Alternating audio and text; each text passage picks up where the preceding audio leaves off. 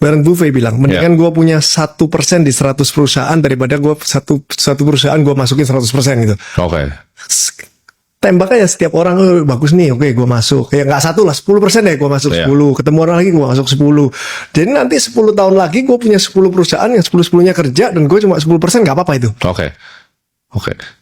Gitu. Gue mau bedah sedikit personal investment lo. Sebenarnya gue mau tahu lah personal investment lo seperti apa.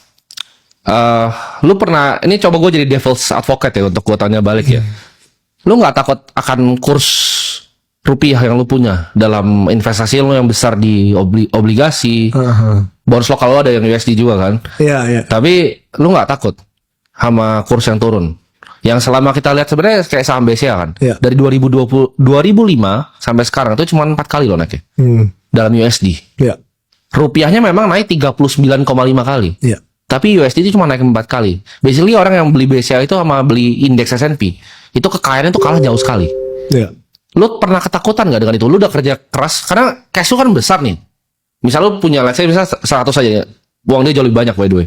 Tapi 100 M nih, lu dapat bunga 5% itu. Padahal sebenarnya aslinya minus 7. Lu pernah kepikiran gitu nggak? Apa sebenarnya mah? Aslinya tuh real rate lu bisa beli sama sesuatu aja, itu minus 7 bahkan. Lu minus 2 sebenarnya. Gimana? Lu ada concern itu atau nggak apa-apa? Yang penting gua nggak miskin gitu, nggak salah. Nggak. Oke. Kalau gua nggak punya kerjaan, nggak punya bisnis, gua cuma punya duit cash, gua pasti ada ketakutan itu.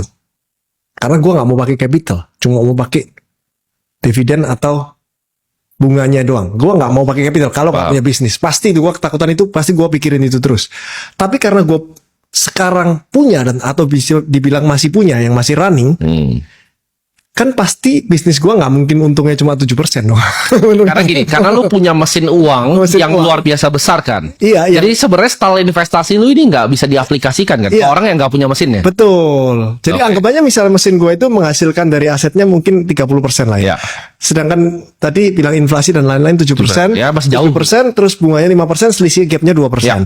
2% gua 30%, 30 potong 2 masih 28 gitu loh. Jadi nggak terlalu mikirin di sana daripada gue fokus bisnis terus gue mikirin investasinya di yang 12% setahun gitu kan. Itu kan gue harus awasin kalau 12% setahun sehingga gue nggak bisa fokus di bisnis gue yang bisa 30%.